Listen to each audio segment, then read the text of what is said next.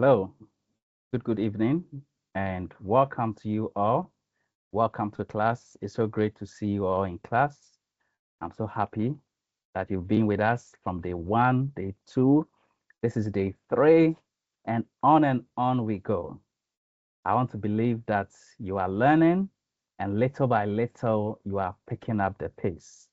At the end of this training, you are going to be confident in Python. You are going to build that confidence to be able to write code in Python and be able to read Python code. That is what we can assure you. And all you have to do is to continue following the course, continue attending classes, continue learning with us, and soon you will get there. Once again, good evening and a warm welcome to everyone here. I'm super excited to see you in class. I'm super excited to see you. Yesterday, we had an amazing time. We learned a lot. And today, we are going to continue with the wonderful training we are having here. So to continue with our lesson, I want us to do a quick recap on what we studied yesterday. And I want to hear from two people. Tell me what you learned yesterday, or what interesting thing you like to share with us from yesterday's class. So let's get interactive. We want this class to be interactive. We want you to be part of everything we are doing. We want to know how you are doing as well. So anyone, especially if you didn't speak yesterday, I want to hear you. Tell us your name, tell us your country, and tell us one thing you learned yesterday. I'm sure when you came to class yesterday, you picked up something new. That's what I want to hear about, especially from the beginners. If you are new in Python programming, just tell me what you are learning so that we can always help you to build upon it. So I need two people, just raise your hand. Raise your hand, and I'm going to allow you to speak. Just raise your hand. All right, so I'm going to call the first person. Just raise your hand, and I will add you. I'm only picking two. When you raise your hand, I will allow you to speak. All right. So you tell us what you learned from yesterday's class, or anything you remember from yesterday that's helped you, that is so interesting, and we will continue from there. So I have my first caller, Priscilla.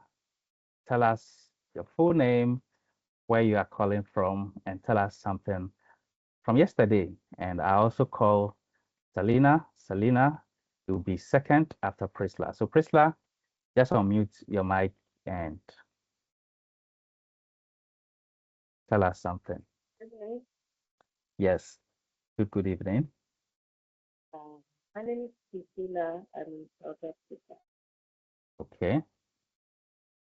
From yesterday's class, I learned Priscilla about from where? Priscilla from South Africa. I'm in South South Africa. Africa. Okay. All right.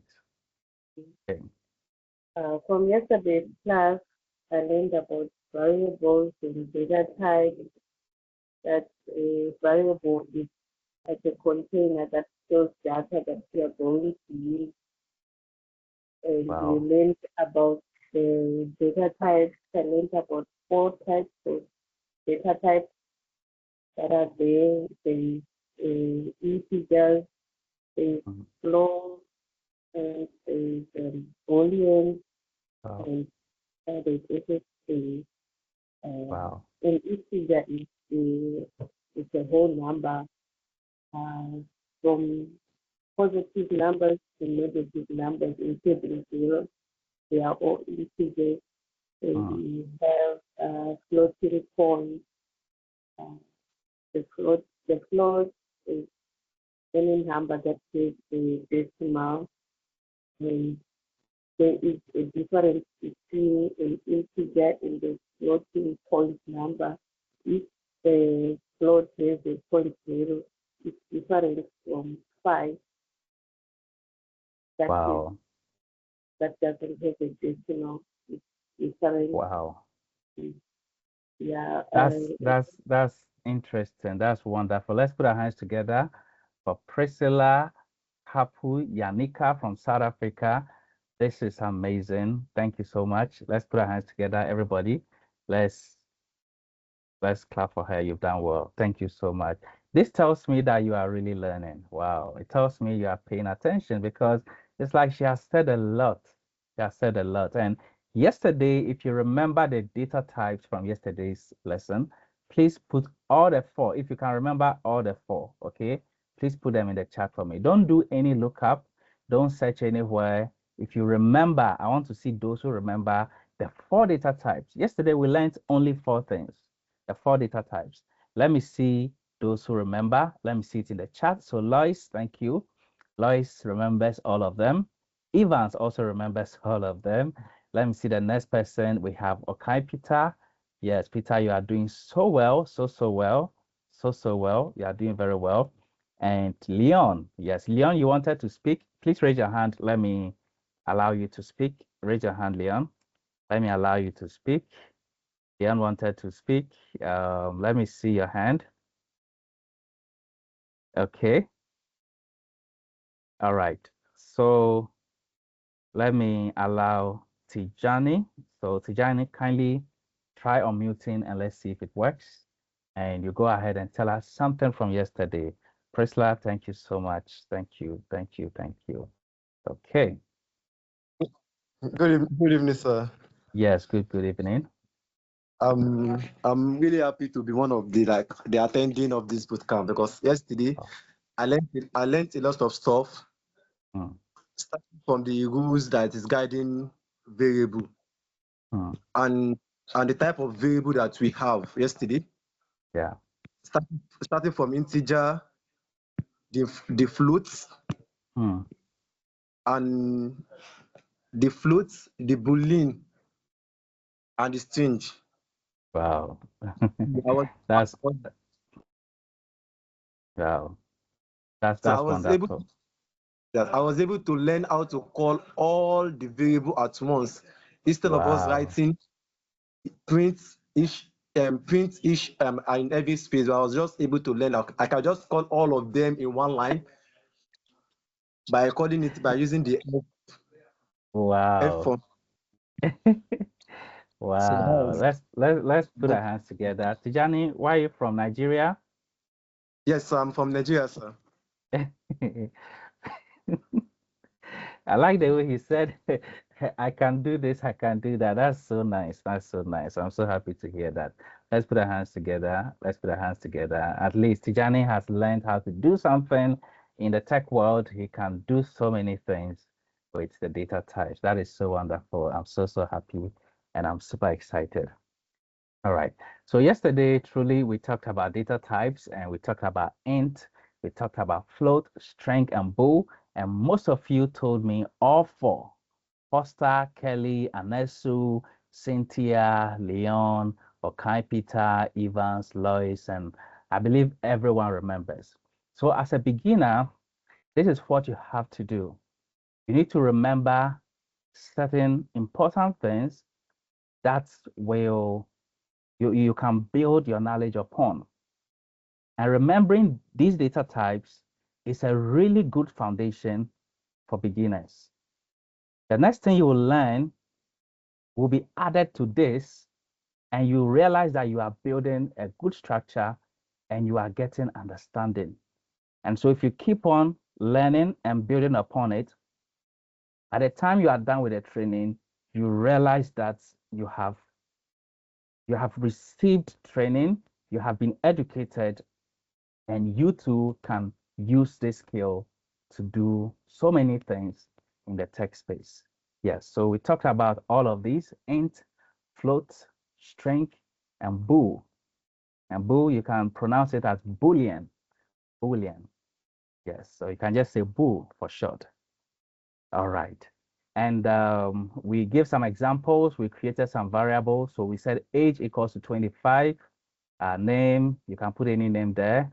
Height, and then we had a Boolean variable as well. Yes, so this is an integer, this is a string, this is a float, and this is bool. All right, so today we want to continue, and before we continue, I want to give you a quick encouraging word just to tell you that you can do it if you believe you can. You can do it if you believe you can. A data scientist you want to become, you can do it if you believe you can. When you see very, very experienced data scientists and AI engineers working and you see the level at which they are operating, sometimes you wonder how you can gain this kind of knowledge. When you see experts in software engineering and they are building applications, sometimes you wonder how you can get there and if you can get there. What I want to tell you as an experienced person is that if you believe it, then you can do it. If you believe it, you can do it. Start seeing yourself at that level. Start seeing yourself as a data scientist. Start seeing yourself as the best data analyst. Start seeing yourself as the best cybersecurity professional. Start seeing yourself as a full stack developer. If you can believe it, then you can do it. So you can do it if you believe you can. If you believe you can. There was a time that someone said that with God, all things are possible. And I remember when God also said to people that all things are possible for the one who believes. So your future is possible. That advanced level is possible for the one who believes it. So if you don't want to be ordinary, you want to be very good, you want to earn more, you want to be the best, you want to make an impact in the tech world, you want to be highly educated, you want to be highly skilled, you want the best opportunity, you can do it. You can do it. It doesn't matter even how slow you are right now. Maybe you are a slow learner. It doesn't matter. You can do it. Yes. Maybe you feel others are ahead of you and you are just a beginner. You don't know anything at all. It starts with believing. Okay. I remember when all the animals were instructed to get into the Ark of Noah. Those animals who could sprint and run so fast, they got there. But the snails, the tortoise, they were moving so slow, but they didn't give up. They made it. If not today, we'll not have them. All right. So you can, even if you're a slow learner, just believe it. And so what we are learning right now, I want you to believe that you can understand Python. Okay. There's nobody here better than you. There's nobody in this class smarter than you. If someone else is doing it, you can do it. If someone else has understood it, you can. If someone has completed the course and understands everything, then you can. If you believe you can, say I can. Put I can in the chat for me. Say yes, I can. Yes, I can. Let me see. Yes, I can in the chat. Anybody? Yes, I can. So Nigel believes he can do it. Ivan says, yes, I can. Anesu says, I can. Priscilla says, yes, I can. Zev said, yes, I can. Peter, yes. Jempandi, always, as always, I believe you. Yes, you can do it. You can do it. I trust you so much. You can do it. You can do it. All right. So this is me. My name is Darlington. I'm an educator. I love to teach, and I'm here to guide you through this course from the beginner level. And so we are taking everything from scratch, and I'm going to help you to build upon it gradually until you have the skills. All right. So there are a number of people here who are already introduced to it. It's fine. As you learn, you will have a deeper understanding of what you already know. And those who are absolute beginners, design the course so that we can hold your hand and help you so that all of us will make it. By the time we are done, we are all going to have equal understanding, starting from zero, the very, very basic level. And by the time we complete it, the developer level that we are going to get to, we are all going there. So don't miss any class, don't miss any session.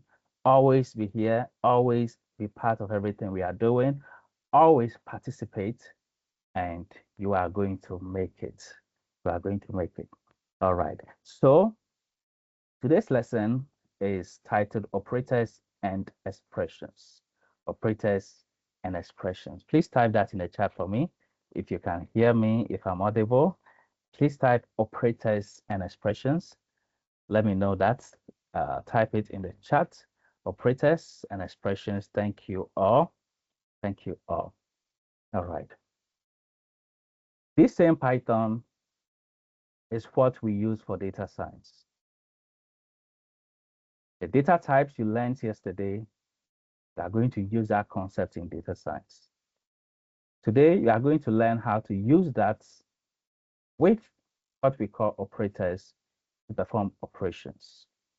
So you've started your engineering, you've started building models already, and you are on your way. So we are going to just begin by giving you some simple and basic understanding, and then we will do some work with what we will learn. So operators are special symbols that perform operations on variables. So we learned about variables. We were able to assign data values to variables. And so the data we store in the variables, we are going to perform operations with them. This is very, very simple. To begin with, we are going to start with mathematical operators. Please type mathematical operators in the chat. And to do simple math with the data and the variables that we stored, we are going to start looking at a number of mathematical operators.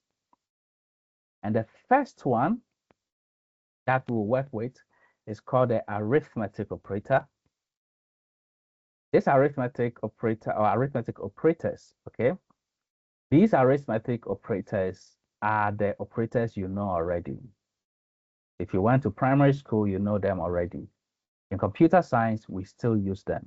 So we are going to see how we can use arithmetic operators in Python. Then we'll talk about comparison operators and assignment operators.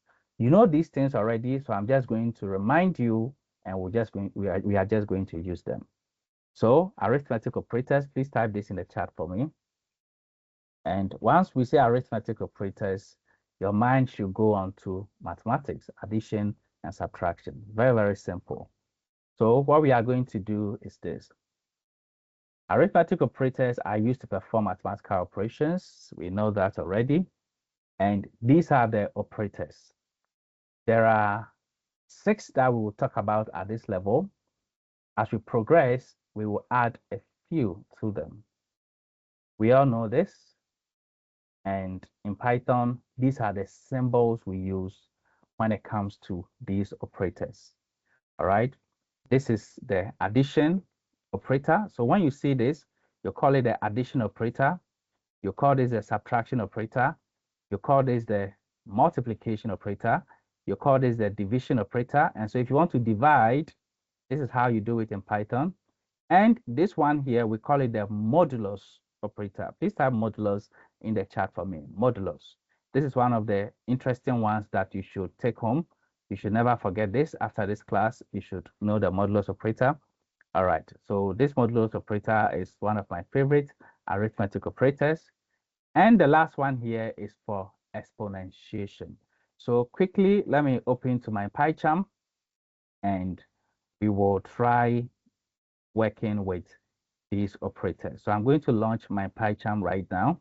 And if you have your PyCharm with you, please open to your PyCharm. I'm just going to test these operators. And after that, I will give you some work with these operators. All right, so we are going to look at them quickly and we will start working with them. All right, so my PyCharm is ready. My PyCharm is ready. Ready. And yesterday we did something simple. Let me check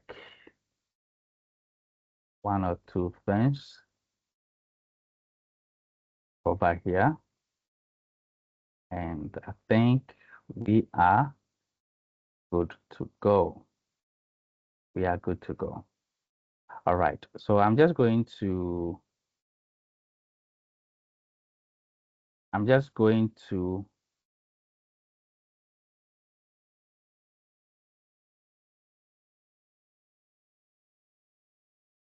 open to this file and we will work with them. So let me share again. Let me share this again. All right.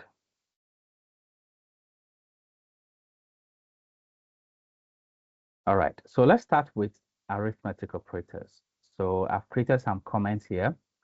Yesterday, I showed you how to create a Python file.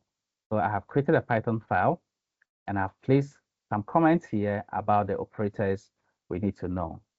The exponentiation operator, if you know it, please tell me so that I add it over here.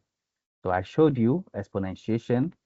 Please tell me so that I write it and then we test it and see. If you want to create a new Python file, thank you, Lois, you can click on this icon here. Then you click on the project folder. You right click on the project folder, click on new, and then Python file. Then over here, you type the name of your file. Mine is called operators, so operators.py. Don't forget the .py. Always bring the .py. Anytime you create a Python file, make sure you add .py. .py means Python. All right. So you press enter and you have it. I have already created mine and have put some comments in there. Later we'll talk about comments. So I can see almost everyone telling me the exponentiation operator here. All right, so let's try the add. And since this is mathematics, I'm going to use letters to represent my variables. So I'm going to say A equals to 5 and B equals to 10. And so I can just print A plus B. And when I run this, print A plus B, I'm going to see 15 over here. Now this 15 here is telling me what I am doing here. So this A variable, I've stored 5 in it. This B, I've stored 10 in it. So this is where I'm applying the operator. This is where I'm applying the operator. Okay, this is where I'm applying the operator. And so if I put the plus here, it is going to work on these two operands or these two variables. All right, so it's very, very simple. And I'm printing the result. And so you see 15 over here. Let's try the next one, which is a subtraction. And for subtraction, let me change the values. I'm going to make A 15, and then B is 10. So I'm going to change this A minus B. And when I run this, the answer is 5, We all know it. Next one, multiplication. If I run this, 15 times 10, who can tell me the answer? 15 times 10, everyone knows. You don't need a calculator for that. Let me see the first person, 15 times 10. All right, so when I run it, what am I going to get? I'm going to get 150. Thank you. And if you want to divide, this is how you divide. When I run this, I'm going to get 1.5. So this has turned into a float already. Yesterday, we learned that anything in decimals is a float. All right, so as for these four, we know them already. Now let's talk about modulos. Modulos is an interesting one. And modulos, let me give you an example here, like 10 modulos 3. Now, A is having a value of 10, B is having a value of 3. So over here, I've just stored the values, okay? And over here, I am going to perform the operation. So the modulos operator is this. So when I say A modulus B, I'm going to get the answer, and the answer is going to be 1. Thank you, Cynthia. All right, thank you. Now, what does this mean? Modulus is a simple mathematical operation where we only look for the remainder. So the first operand or the first variable is the value that the second one is going to go into. All right, so if 3 goes into 10, you are going to get a remainder of 1. In other words, if you divide 10 by 3, in the end, you are going to get 1. Or how many times will 3 go into 10? You can tell me 3 can go into 10 3 times. Would there be a remainder? Yes, of course. What is the remainder? The remainder is 1. That is what modulus is all about. Now, let me put 2 here, and let's test this. So A modulus B, what will be the answer? What is A modulus B? So Benedine says 0. Who else thinks it's 0? Cynthia says 0. Priscilla says 0. This simply means that how many times would 2 go into 10? 5 times. Would there be a remainder? With modulus, we are only looking for the remainder. So the answer is no. So the answer is 0. Remainder is 0. All right. So that is what modulus means. Okay, let me put 4 here. And what is the modulus? Who can tell me A modulus B? What's the answer? Okay. So modulus is just about the remainder. What is the remainder? It's 2, of course. It's 2. Let me run this and we'll get 2. So this is an operator we call modulus. It is a modulus operator, and it gives you the remainder. It gives you the remainder. What if I put 5 here? What will be A modulus B? So when you run this, you get 0. All right. What if I put 6 over here? What will you get? All right. So when you run this, you get 4. So you understand it. If you understand it, then that's all. That's all you need to know. That's all you need to know. So this means you are looking for the remainder. So anytime you want to perform any operation that should find the remainder, this is the operator you use. It's called modulus. All right, let's look at the exponentiation. Very, very simple. So over here, once I do this, let me use a small value here, like 2. This is the same as raising to the power. So A, which is 10, raising to the power of B. So A raised to the power B, or 10 raised to the power 2, what are we going to get? 10 raised to the power 2, what are we going to get? Who can tell me? 10 raised to the power 2. I'm not saying 10 times 2, I'm saying 10 raised to the power 2. So when we run this, we are going to get 100. How about 10 raised to the power 3? What are we going to get? 10 raised to the power 3. So please, this is, so Bernardine says 1,000. All right, so I'm just looking for those who understand this. This is mathematics here. All right. So these are operators. So in the Python language, this is how we perform exponentiation. All right. So what if I put 9 here? 9 raised to the power 3. Who can get it for me? 9 raised to the power 3. Okay. Okay. All right. So, all right. So this means 9 times 9 times 9. This does not mean 9 times 3. If I use a single asterisk, then this is multiplication. So when I run this, I'll get 27. But when I do this, this is exponentiation. And so I'm going to get a different number. Is there anyone who wants me to go over this? Anyone who hasn't gotten it yet? And if you understand it, please put I understand in the chat. If you understand it, we just want you to understand it, okay? And let me see if somebody understands. So Lucretia understands. Okay. Cynthia understands. Evans, Z. Okay, good. That's all we are looking for. Now, this character here is called asterisk. Who can spell asterisk in the chat for me? Who can spell this? Asterisk. This is how we call it, asterisk. Okay, so okay, Bernadine got it right. The rest are all wrong. Look at Bernadine's own. Okay, Lois, you got it. Asterisk. All right, so that is what we use. And this is what you use for multiplication and exponentiation. All right, so this is what we refer to as arithmetic operators. So when we talk about arithmetic operators in Python, we are just talking about mathematical operators.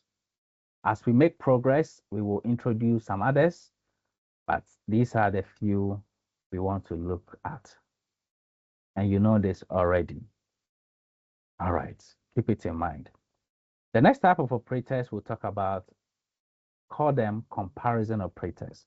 Please type comparison operators in the chat for me. Comparison operators.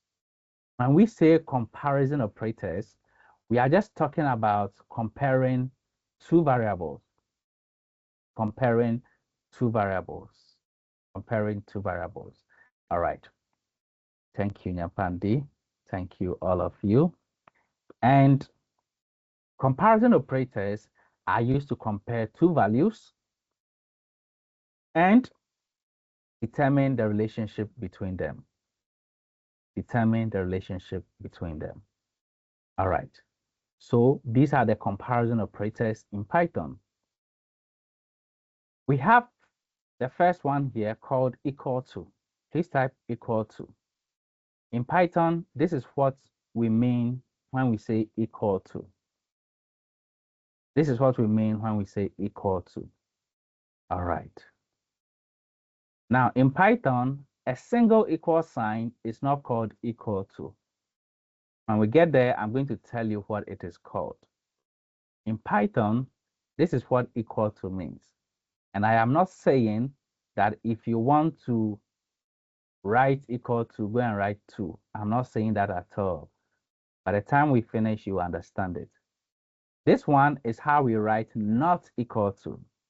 In Python, it is possible to say not equal to. So this is how we do it. Then this is less than, this is greater than.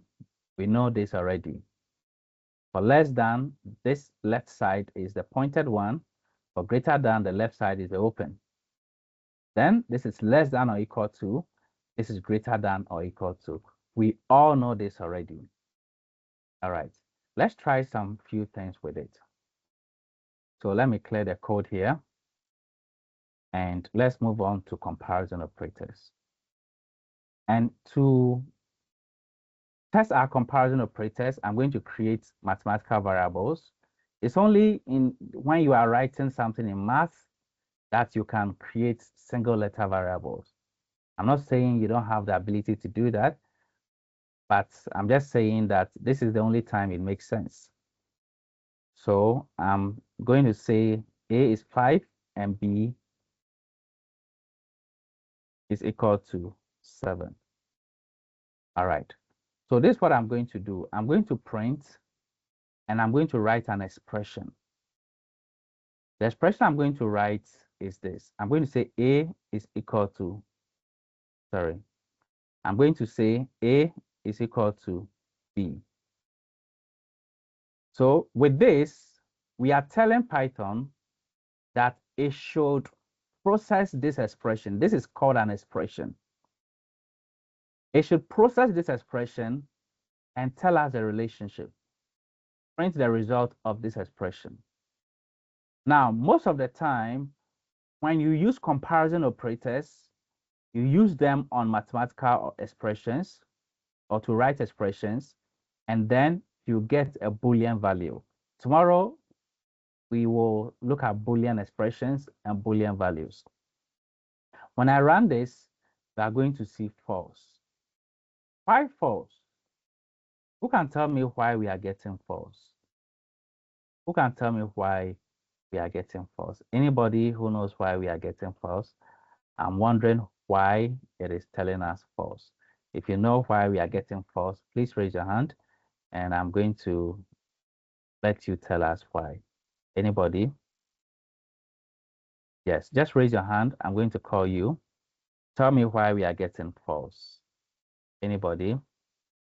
All right, so I have 2 people. Okay. All right, let me let new people speak.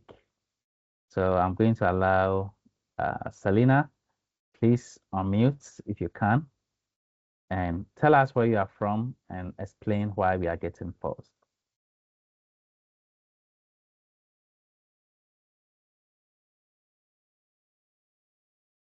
Okay, so try unmuting, Selena. Okay, okay, please try again. Just unmute.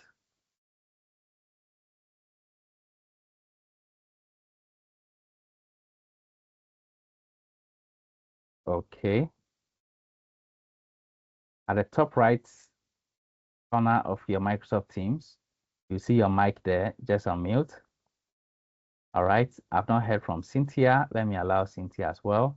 So Cynthia, try unmuting and let's see if it works. Cynthia, try unmuting and let's see if it works.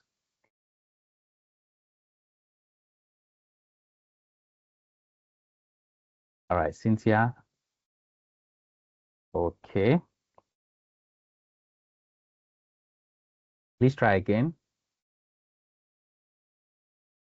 Try unmuting.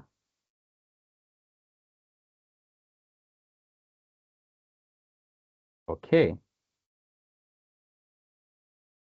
All right. So if it's not working, let me allow Priscilla. Priscilla, you've already spoken, so just try unmuting and let's see. I know most of you. Okay, Cynthia says it's not unmuting. All right, so Priscilla, let's hear from you. Hello. Yes. We are getting both the visit in size they are not equal. Okay. All right. So you can see that A has a value of 5 and B has a value of 7. And over here, we are telling Python to process an expression that says A is equal to 7. Python will go into its memory and look at where A is stored and B is stored and compare the values. And then it will output the result. Now, if I change this to 7 and I run it, this time it will tell us true. Okay, so most of the time when you run these types of expressions, tomorrow we'll learn what they are called, you get the result. And you can use this to create conditionals.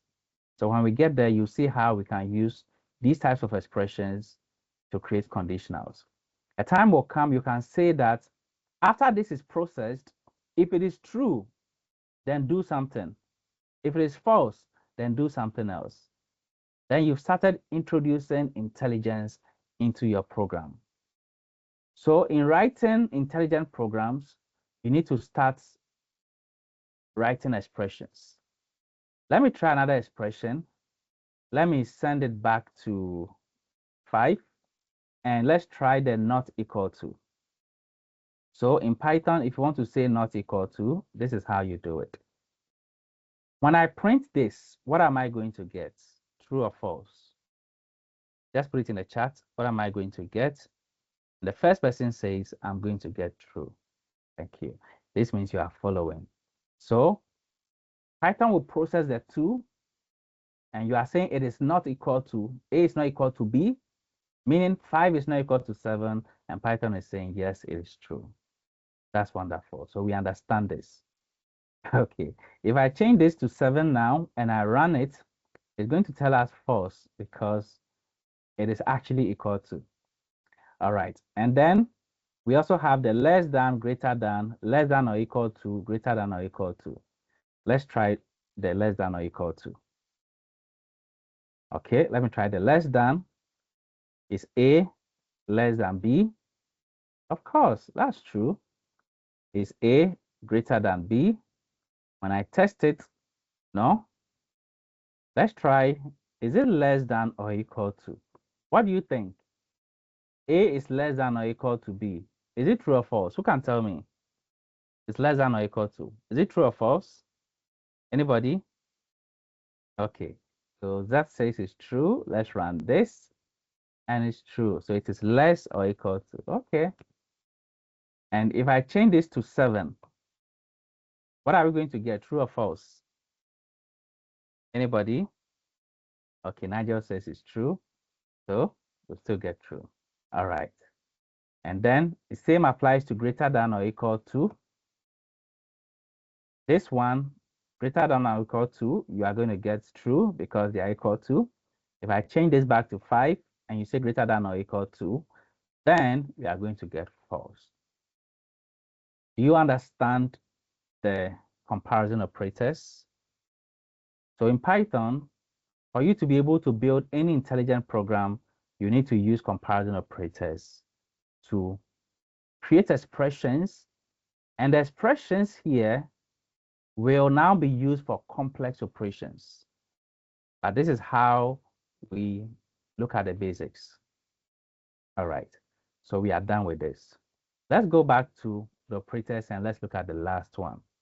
So the last type of operators we are learning is called assignment operators. Please put this in the chat for me. Put this in the chat for me. Assignment operators. Assignment operators. This is the last thing we are learning today. Then we'll move on to some exercises.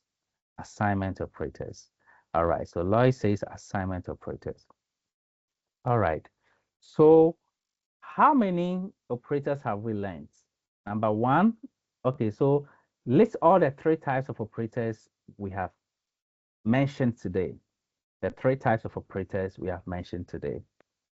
This one is assignment operators. The 3 operators or set of operators we have mentioned today. We started with number 1.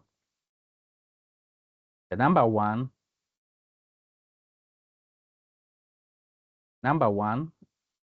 arithmetic operators. Number 2, comparison operators. And number 3, assignment operators. Thank you all. Wow. I'm so happy when I see you following, understanding. It makes it very, very good for me. All right, so let's look at the assignment operators. And these operators are used to assign. Assign. Please type assign in the chat for me. The moment you type assign, I'll use it to tell you something. Assign, assign. Thank you all. Assign, assign. Now watch this. This operator is called assign. Assign. Please, if you have not typed assign, please type it in the chat for me. So in Python, we call this operator assign. We call this operator assign. So this is where the assignment operator comes from. This is how we assign. So what does it mean?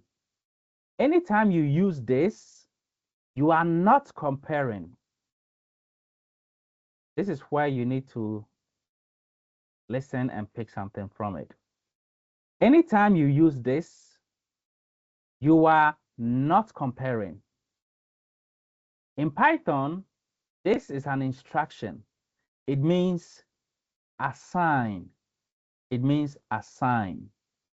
Let's go to PyCharm and try it. When I move to assignment operators and I say A,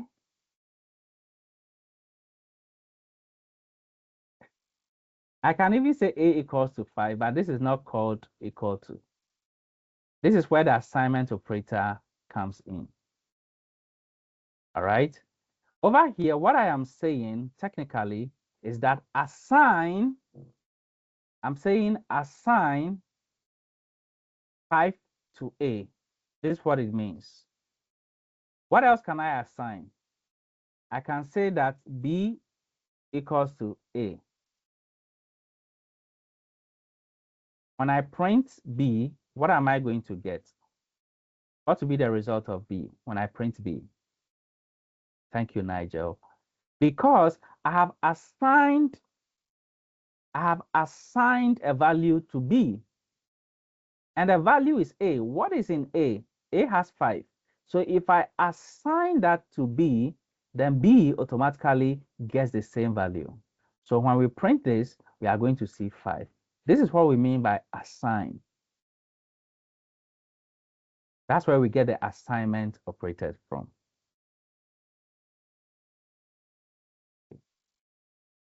So if you want to compare in Python, don't use a single one. You have to use double. Now, I can't just compare this like that. I need to compare it somewhere here. Later, we'll learn more about it. Now, if I run this right now, I'm getting true because A has a value of 5 and B has a value of A. So when I do this, I am comparing. This is why we call them comparison operators. But here we are assigning. Now, assigning in Python, there are several ways you can assign. This type here, we call it add and assign. Add and assign. Add and assign. Please type add and assign in the chat for me. Add and assign. This is how it looks like. Add and assign. Please put it in the chat for me. All right. So when we say add and assign, let's see how it works. Let me clear all of this and leave A. A has a value of 5. And then we can say that, let's try a simple example. We can say A plus equal to 2. Now let's print A. Let's see if it will work. So when we print this, we are going to get a value of 7. Okay, so what is going on? This add and assign, this is what it means. I'm going to tell you what it means. It means that A is equal to A plus the value. So anytime you want to add and assign, okay, so I am actually assigning A to A. So A, I'm assigning it to A, and I am adding 2 to it. So when I print A, add and assign 2, A will change its value 7. Let's try another example. If I say A, add and assign 1. What will be the value of A now? Okay, so the value of A is going to be 6. Value of A is going to be 6. Value of A is going to be 6. That's wonderful. That's wonderful. So this is very simple. This is a very simple example. And this is a very simple concept. Once you think about it, you should be able to get it. All right. Later, when we advance in Python, we are going to use them in some complex operations. So, as a Python student or a developer, when you see this, you need to be able to read it.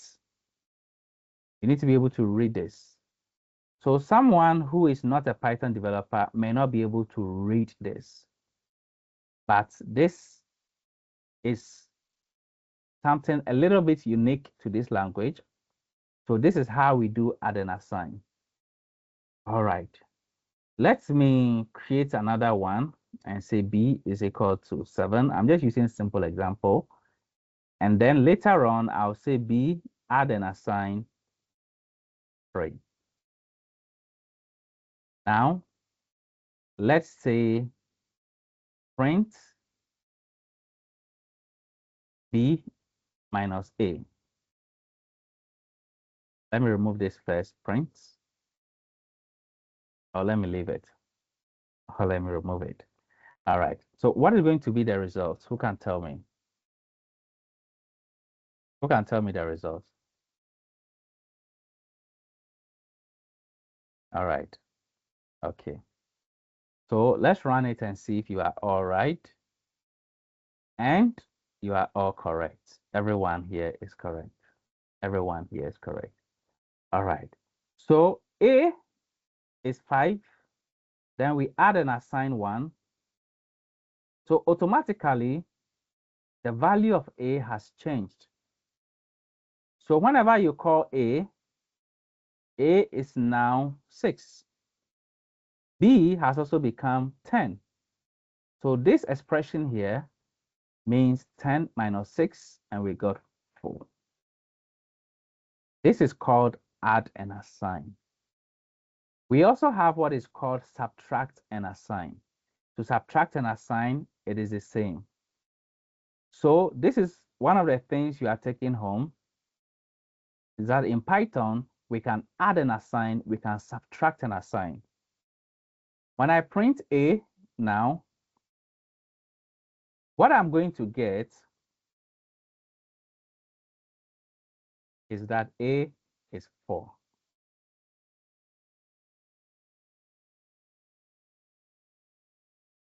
All right, so does this make sense to someone?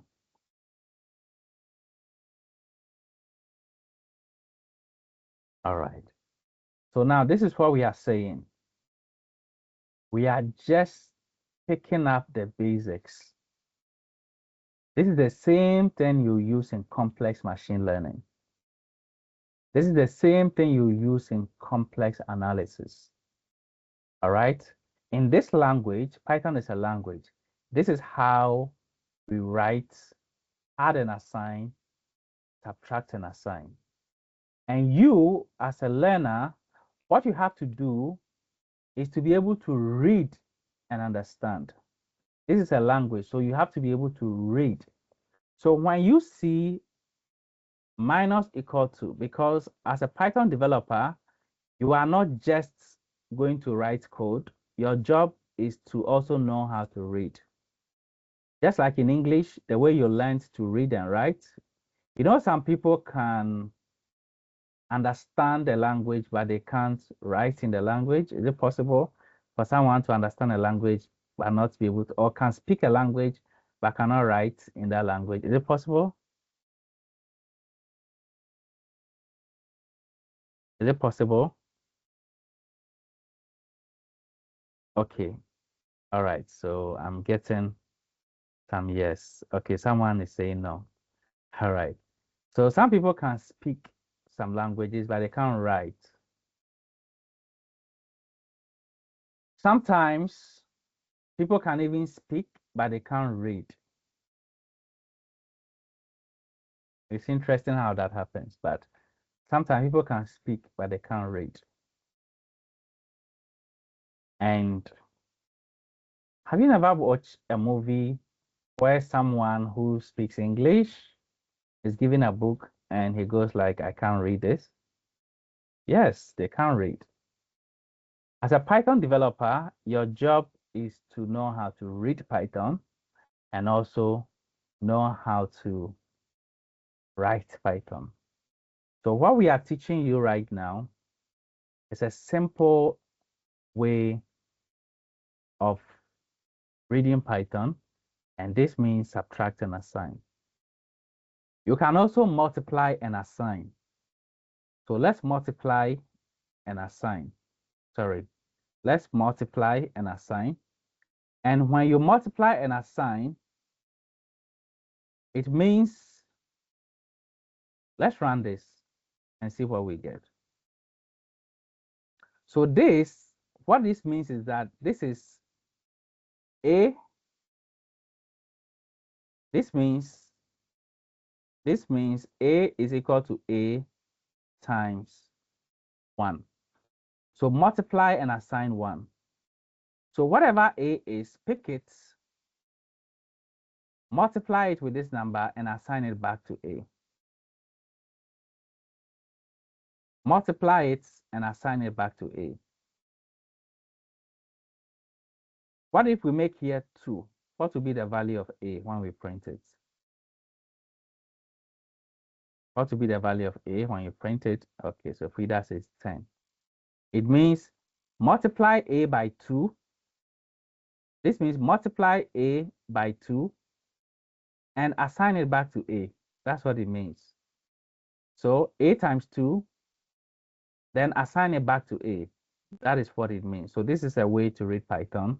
That same way we have divide and assign, and we also have modulus and assign. So let's just keep that in mind. All right. All right. Okay. So the next thing we are going to do is this. I'm going to use what we have learned right now to solve a little problem. And I'm also going to give you a problem that you are going to solve yourself. I'm going to give you a problem that you are going to solve. So the problem I am going to solve,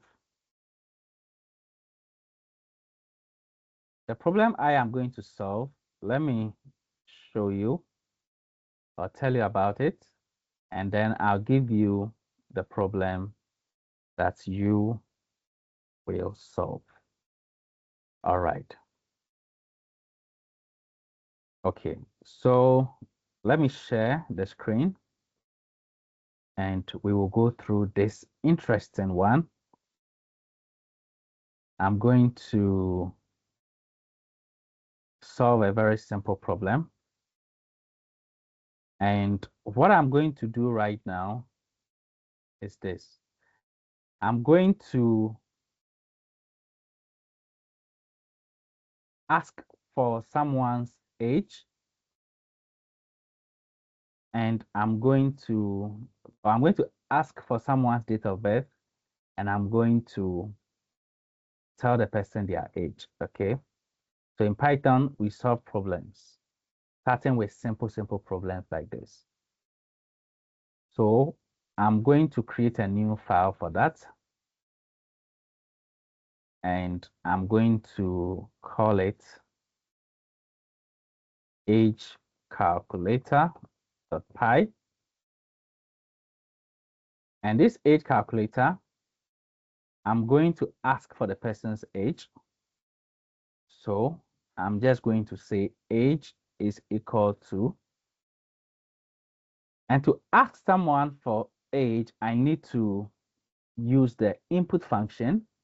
So I'm going to say input, and I'll say enter your age, colon, space.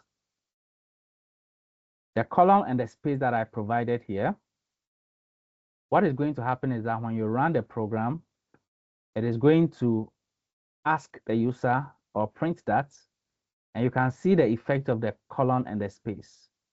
So the user can go ahead and input their age like this. If I don't provide the colon and the space, and I run this, this is how the user will be inputting their age. But this does not appear professional at all. So to make it appear well, I'm going to add a colon and a space. And next time when you use the input function, also think about how it will appear much more professionally. All right, so whatever the age is, the person will put it here. All right. Now the program I said I was going to build, it's not even about age. I'm going to pick the date of birth rather. So let me change this to date of birth or year of birth. Let me call this year of birth. This is what I'm going to take. Or birth year. Let's call it birth year. And enter your birth year. Okay. Enter your birth year. All right. So I'm going to receive this and I'm going to use it to perform an operation. Over here, I'm going to type this year is equal to, I'm going to assign 2024. And so I can say age is equal to this year minus birth year. Is this correct? Now the calculation is correct, right? But when we run it, we are going to get an error. When we run it, we are going to get an error, but the calculation is correct because this year minus your birth year should give you your age. So we should be able to print age. This is fine. It is correct, but when we run this, we are going to encounter an error. So birth year, let's say you were born in 2005. Most people were born in the 2000s. Yeah, I started working in the 2000s. So if I put 2005, we have an error. So later we'll learn how to read and understand errors. But this error, I am going to explain it. So pay attention over here. This error here is because we are using the input function to receive an integer. Now, there's nothing wrong using the input function to receive an integer, but what you have to understand is that this input function is designed to accept only strings. It's designed to accept only strings. So I'm having a problem over here because I cannot use a string. You can see that this is a string. I cannot use a string. Birth year is a string. I cannot use it in an arithmetic operation because I have an arithmetic operator here, and this arithmetic operator cannot understand what is happening here. Now, this year, if you check the data type of this year, what is the data type here? This year, what is the data type? It's an int, okay? But birth year, what is the data type? What's the data type of birth year? It's a string. So the problem we are having here is that we are trying to subtract a string from an integer and it doesn't work. We didn't do anything wrong. The only thing happening right now is because of this input function. This input function was created to accept characters from the keyboard. And so by default, anything it received from the keyboard is stored as a string. If you want to convert it into another data type, you can do that through a process known as casting. A process known as casting. Please type casting in the chat for me. Casting. All right, thank you, Nyampandi. So casting here is a process through which I can convert one data type to another data type. I'm going to cast this into an integer, and let me tell you how it works. So I can write int around this whole operation. Now, this particular, what you are seeing here, what you are seeing right here,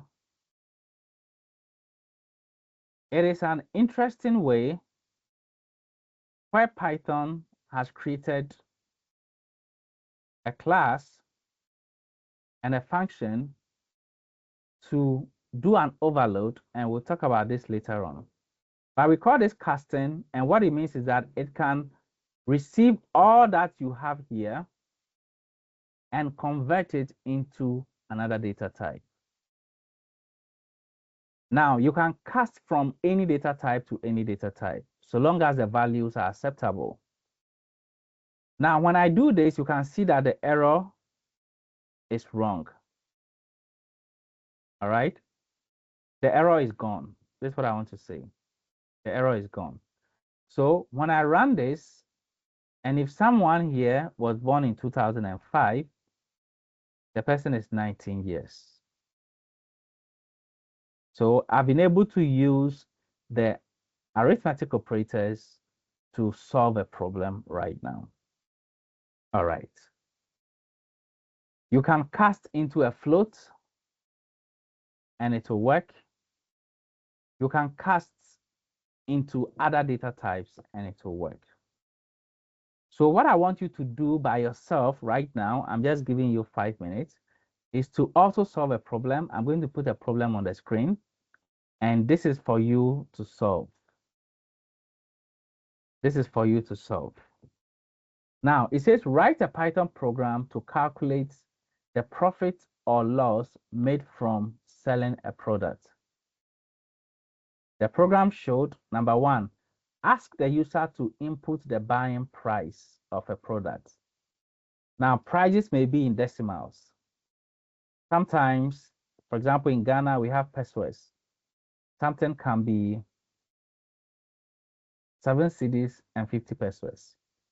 I don't know about you, but in every country, when it comes to prices can be in decimals. So we are saying that because of how you do your casting. So when you get there, think about how you do it. Number two, ask the user to input the selling price of the product. So here you are creating a variable to receive buying price, selling price. Then number three, use arithmetic to calculate the profits. That is, if the selling price is higher than the buying price, or the loss if the selling price is lower than the buying price. Now display the profit or loss amount using F strings to format the output. What are we trying to say? We are trying to say that after you receive the buying price and the selling price, tell us whether you made a loss or you made a profit. So I want you to think about this and solve it. In 5 minutes, I want to see what you've been able to do. The same concept we've learned, just use it, apply it here. You have the buying price, you have the selling price. Perform a calculation and tell us whether you made profit or loss. Write your code and your output should use F strings to format it. So I'm giving you 5 minutes and I'll come back and check. So your work begins now. You have 5 minutes. This is an individual exercise. Okay, let's begin. Right. All right. So if you are done, please type done in the chat for me. And I'm just going to look at some of them. Let me see. If you are done, just type done. Okay. So Benjamin is done. Okay. Tijani is done. Okay. All right. So I just want to see your work. So please let me see what you've done. If you are done, just raise your hand and I'll call you and I'll let you show your work. We want to see what you are doing. All right, so Benjamin, I'm going to allow you. So please share your screen. After that, Anesu, please share your screen. Let's see what you've done. I want to see how creatively you have solved this. Yes, I want to see how you went about it. Okay, so let me stop sharing and allow you to share. So just share your screen, Benjamin. After that, then Anesu, share your screen.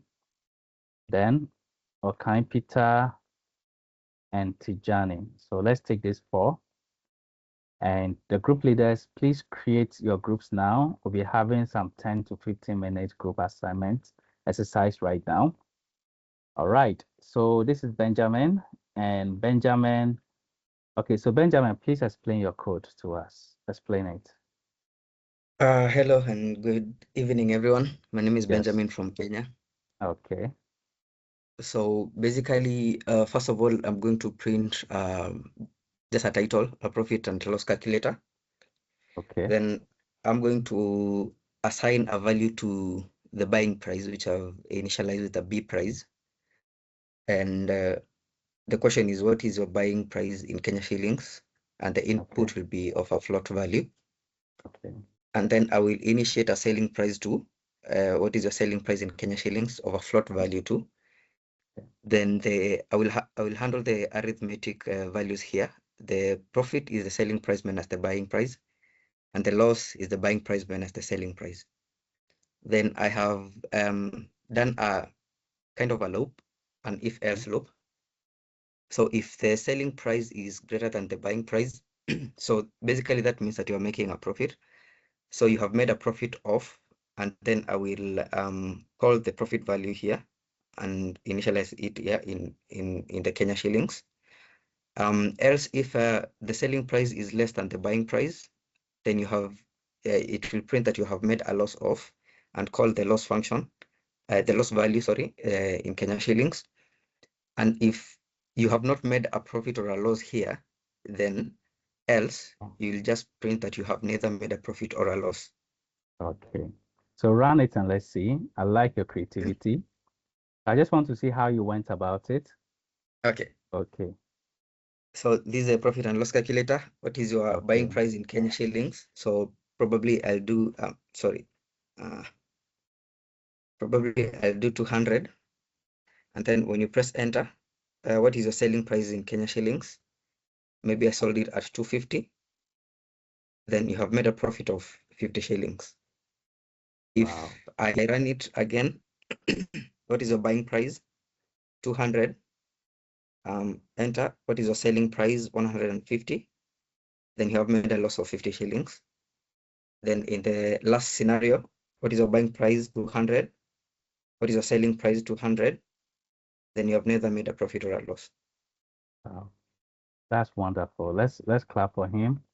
Let's clap for him. So I like the creativity. I like how you went about it. The only improvement that I'm going to give you here is that most of the time in the field, other people read our code, all right? Because we usually work in teams. And there will be team members who do not even know you sometimes. So when you say B price, for you, it makes perfect sense. And you say S price, it makes perfect sense.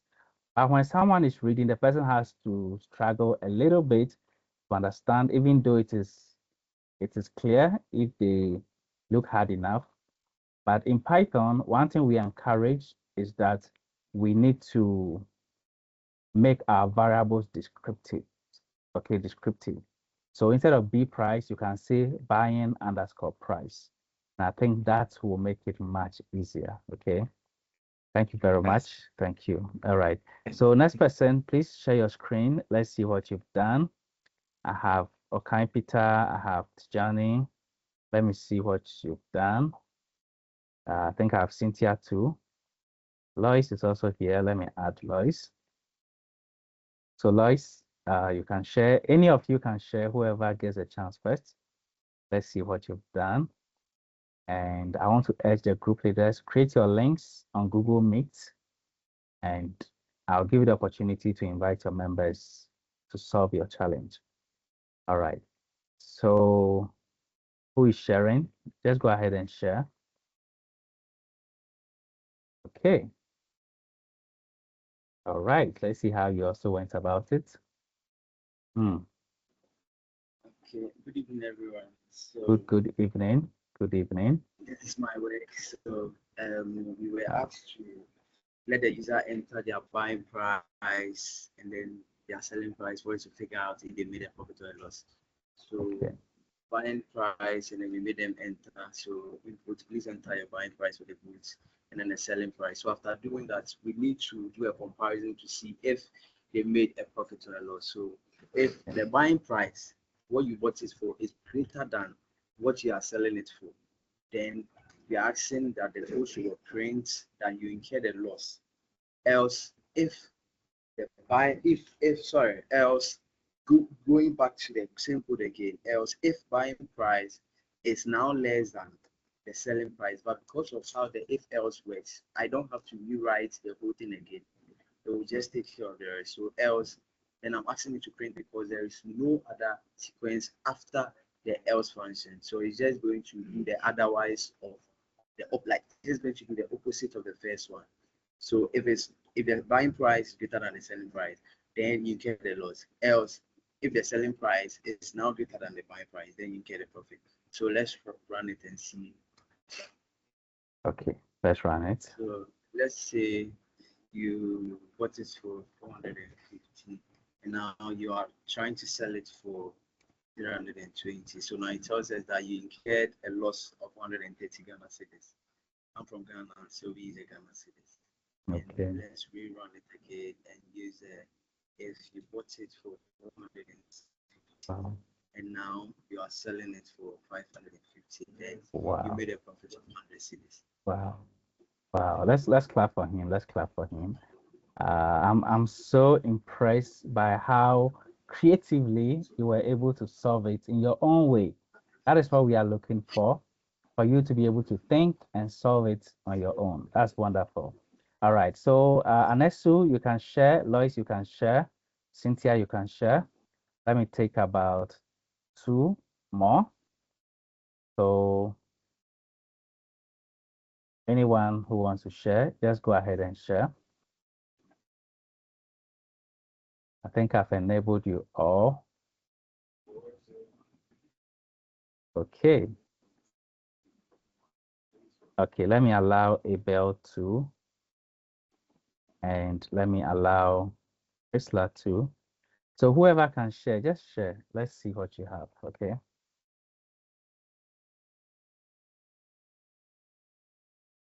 You guys are doing so well. All right, so we have Priscilla, Hapu. Okay. All right, so someone is asking a question. The new line character is used. Okay, okay, all right. Someone has answered it already. All right, so Priscilla, let's hear from you.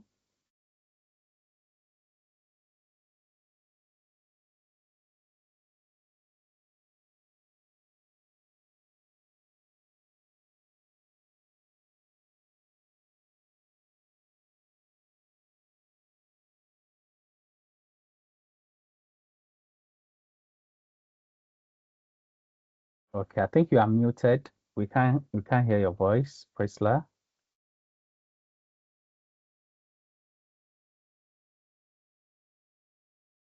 Okay. Oh, can you sorry about that? All right. Okay. This one is my buying price. This type place and selling price here, and my profit is selling price minus buying price. My loss is buying price minus selling price. So if the profit is greater than zero, it's going to print the net profit or the profit in dollars, and else it's going to print the net loss. That's beautiful. So run it and let's see. I'm gonna run it and see. my buying price is Wow. $100. Wow. I like the way your dollar symbol is already there. Okay. My selling price is 150. Okay. We made a profit of $50. And then I only Okay. said the full to the left. Um, Wow.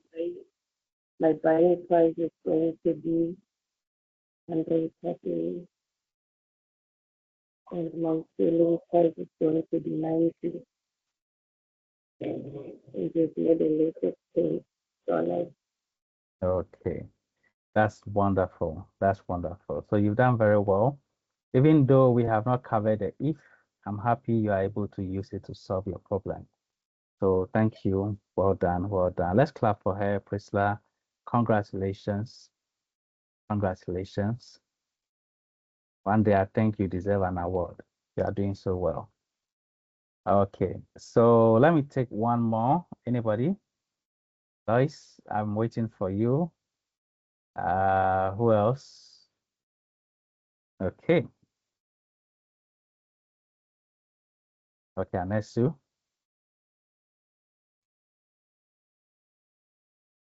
Hmm. No, hi everyone. All right. Hopefully you can Hello. hear me. Yes. Your name and where you are from? Okay, well, my name is Anispiri and I'm from Zimbabwe. And Zimbabwe. Okay.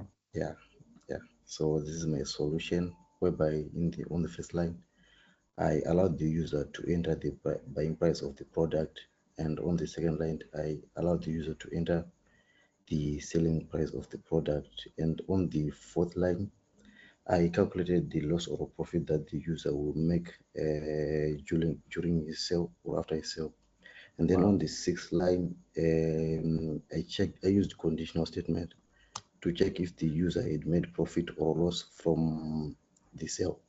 If the selling price is greater than the buying price, then we print out to the user that you have made the profit of the actual profit that he or she would have made. And then the same applies on the line number 8. If the selling price is less than the buying price, they would then show the user that the EF made a certain amount of loss. And on line number 7, I am converting the number from negative to positive number, so that it prints to the user the actual value, which will be a positive value. Else, the user would have made profit or loss from the sale. Wow. Wow. That's wonderful. That's wonderful. Let's clap for him. This is Anesu from Zimbabwe. Let's clap for him. Wonderful. Wonderful. All right. So I think I want to see Lois's work. So Lois, please share quickly, and then we'll break into our groups for 10 to 15 minutes. So group leaders, be ready to share your links. Okay. You can All see right. my screen. Huh? Yes, we can see your screen, Lois. Where are you from? Hello everyone, I'm Lois from Kenya. So Okay. for my case, the first question on ask user to input the buying price. So I asked the user buying, so it's a float because of the decimals. Then I also asked the user to input the selling price. After that, I decided to calculate the profit or loss by just getting the difference between the selling price from the buying price. Then using the if statement, if the difference was going to be less than 0, that's when we are going to say the total profit made is the difference of whatever we were going to get in Kenyan shillings. Since I'm in Kenya, a lift is going to be greater than 0. That means that maybe is a loss. And else then you're having another statement of printing no profit or loss was made. Wow. So we can run Wow. it in instant. For this case, maybe you bought the product at 5,200 Kenyan shillings and 5,200 Kenyan shillings and decided again to sell it at 5,200 Kenyan shillings. It means no profit or loss was made. Yes, Wow. thank you. That's beautiful. Let's clap for Lois. Your code is very clear. It explains itself. I like it. I like it. Thank you. Thank you. All right. That's so great. That's so great. Okay. All right, thank you. Okay, so it's good learning from each other. We learn a lot together. All right, so I'm going to share my screen again, and this is for your group. You have 15 minutes. I want you to break out and join your Microsoft Teams meeting links and solve this together as a group. So let me share this. Let me share this. And it says that write a Python program to calculate the total fuel costs for a trip. So there's going to be a trip and you want to calculate the cost of fuel. Your program showed, number one, ask the user to input the distance of the trip. Okay, so take the distance and we assume the distance is in kilometers. And then the cost per liter of fuel.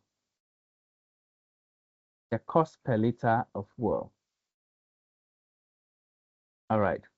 Now calculate the total fuel required for the trip, assuming a standard fuel consumption rate of 8 liters per 100 kilometers. So I want you to think about this as a group. Break down the problem, solve it. Then calculate the total cost by multiplying the fuel required by the cost per liter. Then display the fuel cost using F strings for or to format your outputs. All right. So think about it as a group and work on it together. So group 1 leader, please share your link, and all group 1 members, you know yourselves already, to join. After they all join, if you don't have a group, then you tell me. Then group 2, please post your link, group 2 leader. Please post your link, group 2 is here. Okay, group 3 is also here. Group 4. So if you know your group, please just click on the link and join right now and have your meeting. Group 4. How about group 5? Yesterday we had up to, okay, group 5, group 4 is here, Letitia, group 4. Okay, group 5 is coming. And group 6, okay, group 5 is here, Tandeka. And then group 6. All right. So please, I will assign you to a group if you don't have one. All right. So please click on your group and please join. All right. Okay. So, Valentine, please join group 4. Valentine, please join group 4. Patrick, please join group 5. Patrick, please join group 5. And Marvelous, please join group 2. Group 6 link has been shared, just that it's not clickable. And then Grace, please join group 3. Grace, please join group 3. Grace, please join group 3. If you don't have a group, let me know in the chat. You don't have a group. So just join and you have 15 minutes to solve this and then you return. All right, so Frida doesn't have a group. Okay, Frida, please join group 1. Frida, please join group 1. Okay. All right. If you don't have a group, let me know. So I'm giving you 15 minutes. Please solve this and please return. All right. So welcome back. I hope you've done something amazing. So group 6, just share your screen and let's see what you've done. Share your screen and let's see what you've done. So please explain your code and let's understand it. Okay, our code, this is the distance, the total we have to convert into floating point, and this is our total fuel, and we going to calculate the total amount of fuel if we are going to divide the distance divide by 100 and times 8. Okay. The total cost of fuel is because the total amount of fuel times cost of fuel. So Okay. so I'm going to run it. All right. So run it and let's see. Total the distance is to be 100 Okay. and the cost to be 100 Okay. and the cost of fuel. All right. So the cost of fuel is how much? $800. Wow. All right. That's wonderful. That's wonderful. Okay. All right.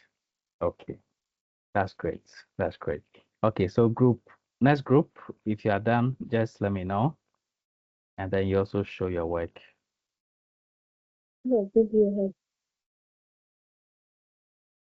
have? Okay. So Priscilla, you are for group 6, right? Yes, it's All right. So if any other group is done, let me know. Group 2 done. Okay. So who is presenting for group 2? Okay. All right. So Evans, please share your screen and let's see what group 2 has done. I'd like to see how you're able to solve this problem creatively. So Evans, please share your screen and let's see what group 2. Group 4 is also ready. Who is presenting for group 4? Okay. Okay, so Evans, all right. Sorry about that. Sorry, Evans. I thought you were. Okay, so please share your screen now and let's see. And if you are presenting for group 4, let me know in the chat. I'll allow you and you can present. So Evans, over to you. Group 1 done. Okay.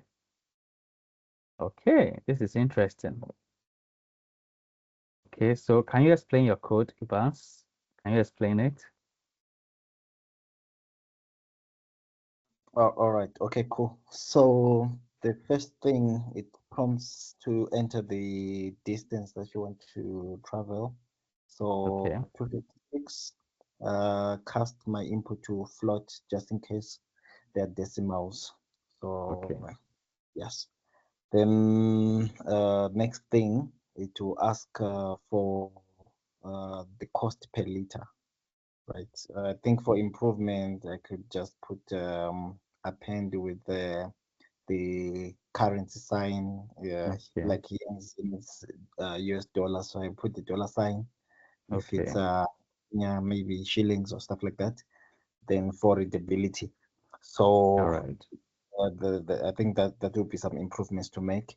Then after inputting the cost per kilometer, then it goes on to calculate. So now the requirement is that it's 100 kilometers per 8 liters. So we are now dividing the total distance divided by 100 kilometers to see how many how many the kilometers that we need.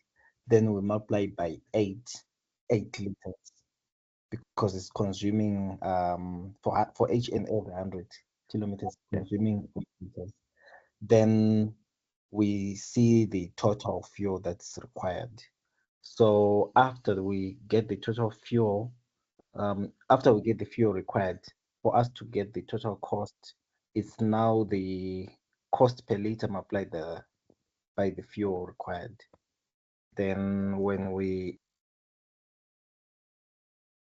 Okay. Okay. So The distance, what's the distance? A little hard to see. What's the distance?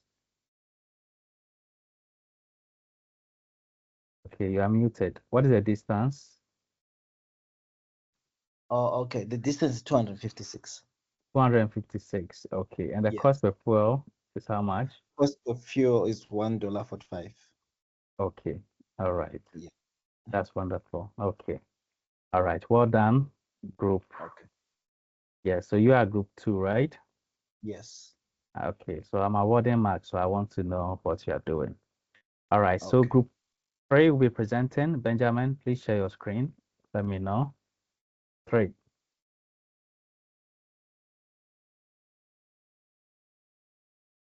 Okay, so group 3, please share your Hello. screen.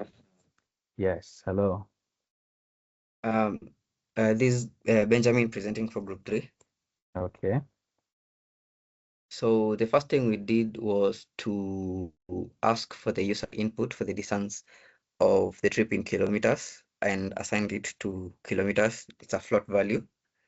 wow. And we also requested for the fuel from the user, also in the float value. Then we decided to first calculate the costs of the liter per kilometer. So this is what we did. The liters per kilometer, we divided 100 kilometers by 8. And then we went ahead to calculate the total fuel required, which would be the kilometers that the user inputted, multiplied by the number of liters per kilometer that we calculated. Okay, Then for the total cost, we did the liters per kilometer that the liters per consumed per kilometer multiplied by the fuel that the user also inputted. And then we use the F strings to display the total cost of the fuel needed, which is the total cost derived from here in shillings. And this is what we had. Sorry.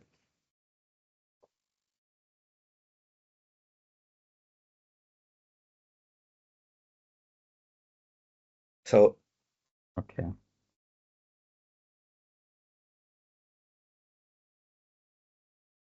what is your distance in kilometers? So we, for example, we do 20.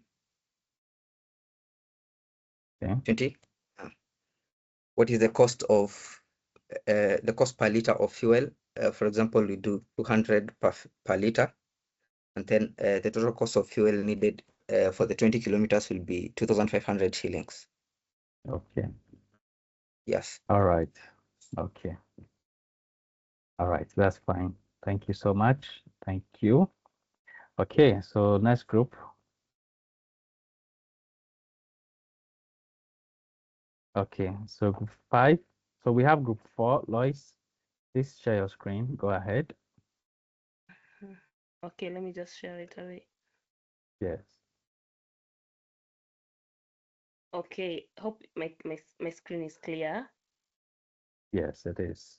Okay, for group 4, now the first thing was we asked the users to input the distance of trip in kilometers and the cost of fuel. So Okay. that's it, by ensuring it was a float point number.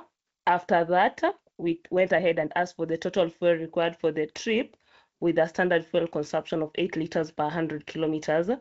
So the fuel consumption rate was standard, that was 8 liters. So to get the total fuel required, we took the trip in kilometers, divided it by 100 first, and multiplied it by the fuel consumption rate. So after that, we were able to get the total fuel required in liters. Then for the third question, we were required to calculate the total cost by multiplying the fuel required by fuel cost per liter. So to get the total cost, we did that. We multiplied the total fuel required by cost of fuel. So I'll just go ahead and do that. So for this case, we used values in Ugandan shillings. So I'll go ahead. For example, for this case, maybe the distance is in kilometers. Let's talk about maybe 54 kilometers, and maybe cost of fuel in Uganda is maybe 5,200 Ugandan shillings. After that, we went ahead and we got that the total fuel required is 4.32 liters. The total cost of fuel is 22,464 Ugandan shillings. Okay. Yeah. All right. Well done. Well done. Well done, group 4. Well done. All right. So I think we have group 5 left and then group 1. So group 5, please go ahead and share. Well done. So group 5, let me see what you've done. And group 1, so Anesu, if you are done, please, you can go ahead and share as well. Okay, so please explain what you did. Okay, you are muted, so can you unmute? Okay, confirm, can you hear me now? Yes, we can hear you now. Oh, okay. So from line number 2, we allowed the user to enter the distance to be traveled in kilometers, and we allowed the user to enter in floating point numbers, whereby we will be handling exceptions that can be thrown if the user doesn't enter the number. And Okay. in line number 3, we also allowed the user to enter the cost of fuel per liter. And on line number 5, we calculated the total of fuel, whereby we divided the distance to be traveled by 100 kilometers and multiplied it by this 8 liters per kilometer. And then on line number 7, we calculated the total cost of fuel, whereby we multiplied total fuel multiplied by the cost of the fuel that the user would have inputted on line number 3. And then on line number 10, we printed the total cost of the fuel that will be required for the distance to be traveled. And this is the example whereby we as a group enter the total distance that will be traveled, which is 100 kilometers, and this is the total cost of the price per liter of the fuel, and this is the total amount of fuel that is required for 100 kilometers to be traveled. All right, thank you. I've recorded your mark. Okay, Peter, I think you are the last to present. Let's see what you've done. Go ahead and share. Well done, Anesu. Well done. Okay, so Peter, are you ready? Okay. Yeah, so service, you are ready. All right. So Okay, share and so let's see. please can you see my screen? Yes, we can see. Okay, so write a program to calculate the total cost. So we asked to take an input from the user, which is the distance of the trip in kilometers. So we asked the user to input the distance of the trip, and then we use a floating point variable. Wow. A floating data type, because we had to take an input from them, and it would be maybe decimal. It doesn't matter because of distance. And then we are taking also the cost per liter. So we took the cost per liter because it's supposed to be input. And then we also are supposed to calculate the fuel required. So we took it step by step. So for that, we firstly took with the fuel consumption rate, because in the question it was a fuel consumption rate, it's 8 liters. So we first gave a variable, we named a variable for the fuel consumption rate only. And after that, we came to do the fuel required for the trip. So the fuel required, and then we brought back the fuel consumption rate, the variable we created, divided by what the question said here, which is 100 kilometers. So the fuel consumption rate by 100 kilometers times the distance covered here, and then give it the fuel required for the trip. Now we are supposed to find the total cost required for that particular trip. So the total cost gave us the fuel required. Whatever we got here, it was stored in the fuel required. So we didn't have to bring all this again. We just have to call this. So we call the fuel required times the cost per liter, which is this one, the cost per liter here. And then it gave us the total cost required for the trip. Now, we printed the fuel required for the trip, which is the whole trip, the total cost for the whole trip, the fuel required, and then we also printed the total fuel cost required for the whole trip as well. So let's go ahead and run and see the results. So the distance covered in kilometers, let's say approximately we did like a 200 kilometers drive. So please enter the cost per liter. In Ghana, the cost per liter now is I think 15 cedis. So the total, it gave it the total fuel required for the trip is 16, which is just the fuel required. And then now the total cost required for the whole trip is 246. Okay. All right. So this is really nice. This is really nice. All right. So that is okay. All right. So you've all done very, very well. I've seen your work. Tomorrow, we are going to begin the lesson with a simple project. And so we will have a group meeting for 25 minutes before the lectures begin. So tomorrow we have another amazing lesson. And so let's come prepared. Let's come ready. The group work we are going to give you will cover the homework you're supposed to do. So we are putting it together so that you work on it as a group and present. So this is where we end the 3 lesson. Tomorrow we'll continue with the 4. Friday there'll be no class, so the classes run from Monday to Thursday, and we'll meet tomorrow. Tomorrow is Thursday. So keep learning, and we'll meet again same time tomorrow. I wish you all the best. Have a sound sleep. We'll meet tomorrow. Bye-bye.